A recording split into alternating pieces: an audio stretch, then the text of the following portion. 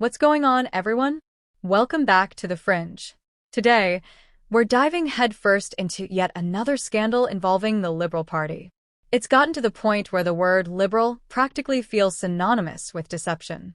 Longtime viewers of this channel know exactly what we're about here, exposing the dysfunction, corruption, and blatant hypocrisy running rampant in modern government, especially under Liberal leadership. In our view, policymaking is no longer about helping the average Canadian. It's become a convenient cover for enriching insiders, handing out favors, and ignoring accountability. Let's talk about something that, shockingly, isn't getting much mainstream coverage. An investigative report originally highlighted by Blacklock's reporter and later picked up by Western Standard is making some serious waves. We're talking about embezzlement, fraud, and abuse of public funds, all tied to Canada's Department of Foreign Affairs. Yes, the same department led by Minister Mélanie Joly. Here's what we know. 22 Canadian diplomats were fired in 2024 for serious financial misconduct, including embezzlement, theft, fraud, and taking kickbacks. But here's the part that should outrage everyone. Not one single case was reported to police. That's right.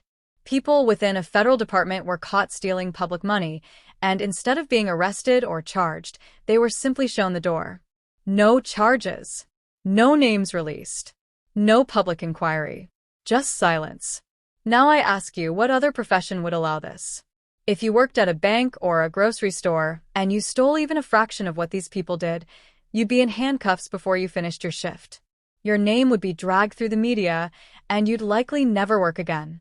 But when government employees commit fraud, it's handled internally, behind closed doors. No transparency, no criminal consequences, and certainly no justice for the taxpayers footing the bill. Let's look at the numbers. According to Global Affairs Canada, 218 complaints of wrongdoing were submitted last year.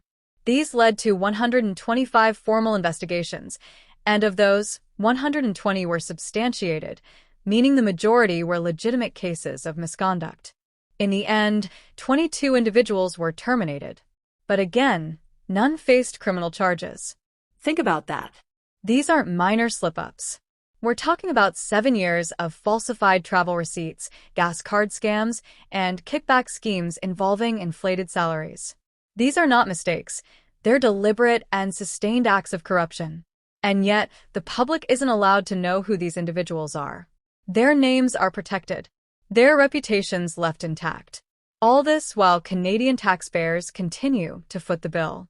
We're supposed to just move on and accept it. Sorry, but that's not how accountability works. Let me give you a few concrete examples straight from the report.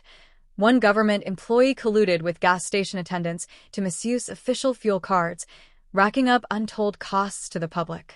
Another employee repeatedly submitted fake receipts over the course of 7 years to receive unjustified travel allowances.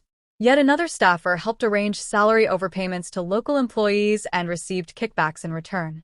These are calculated frauds, not lapses in judgment. What did Global Affairs Canada do?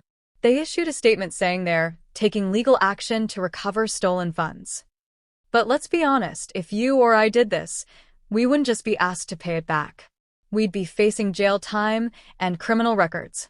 But here, because it's inside government circles, we're supposed to accept this as sufficient? That's laughable. And the leadership? Still untouched. Mélanie Joly, the minister in charge, hasn't stepped down. There's been no public apology, no investigation into systemic failures, and no commitment to reform.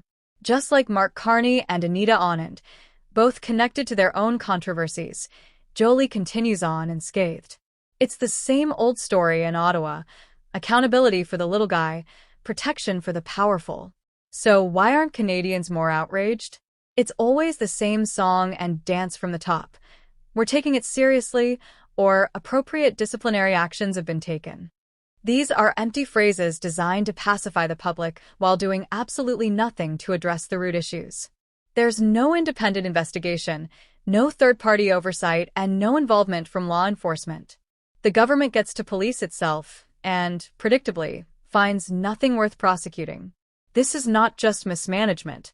This is systemic corruption. And it's happening under our noses, with little to no media scrutiny. Let's also not forget, we still don't know the full list of names compromised by the Chinese government, nor do we know everyone implicated in the SDTC funding scandal.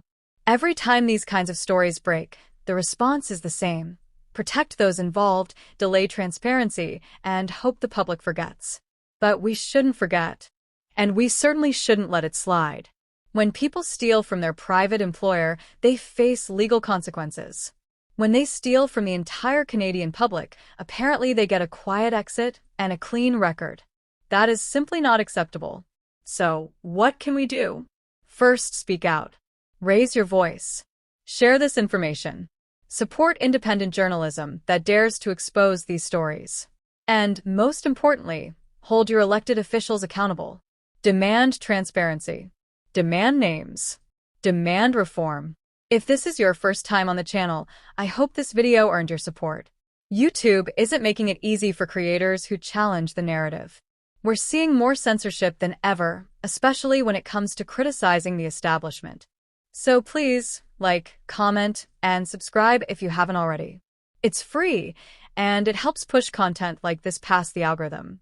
And don't forget, we're live twice a week. Join us Wednesdays for Unhinged Fringe, a new panel show where we dig into stories that don't make the mainstream cut. And come back on Fridays for Friday Night Fringe, featuring the wonderful Mrs. Fringe, where we break down the week's top political headlines and answer your questions live. Thanks for tuning in. Stay alert, stay informed, and as always, stay on the fringe.